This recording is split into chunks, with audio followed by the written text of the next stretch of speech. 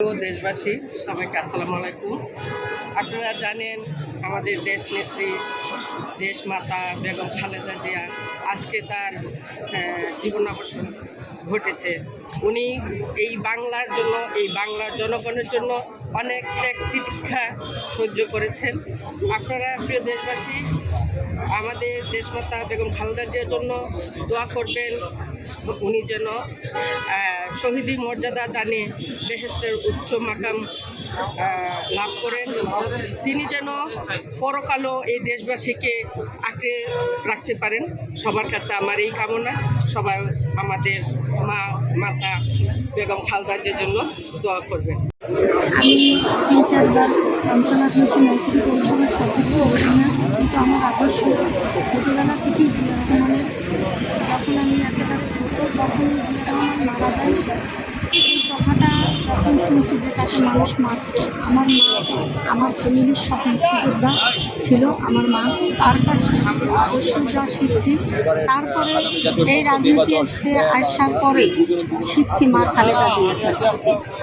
আজকে সে নাই, যখন সে জয়খানে যেভাবে ডাক দিছে ওইভাবেই চলে গেছে।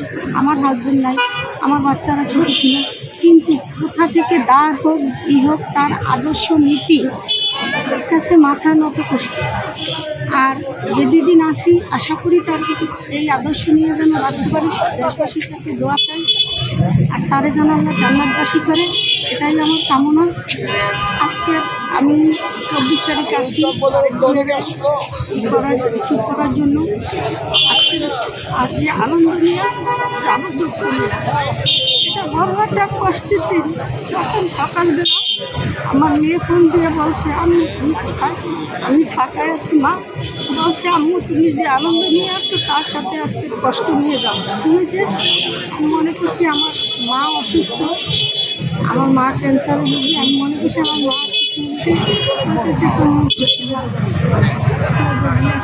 মারা গেছে ছয়টায়। শোনার পরে তো চতুর্দিক দিয়ে ফোন আসছে, অনেক আসছে আনন্দ নিয়ে। এই তার এত যুদ্ধ করছে, খালি আল্লাহর কাছে প্রার্থনা করছে, আল্লাহ এই স্বৈরাচার কাছে নেওয়ার প্রথম নাদের জন্য খালেদা জিয়ার মৃত্যু হয়, কিন্তু সে যেন এই দল ক্ষমতায় সেটা দেখে মারা যেত। কিন্তু আজকে সব কথাই আল্লাহ পূরণ করছে, কিন্তু তার দল ক্ষমতায় এসে ব্যক্তি যেতে পারে না। আমি দেশবাসী জনগণের কাছে বলি, আর এই কষ্ট, এই পরিশ্রম, এই ধরে রাখার জন্য আমাদের প্রধানমন্ত্রী সবাই ভোট দেবেন, দানের শেষে ভোট দিয়ে জয়যুক্ত করবেন। যেন আপসীন নেত্রী যে চাইছে দেশ গড়তে, সেটা যেন তারেক রহমান পারে। সবাই তাকে সহযোগিতা সাহায্য করবেন দেশবাসী।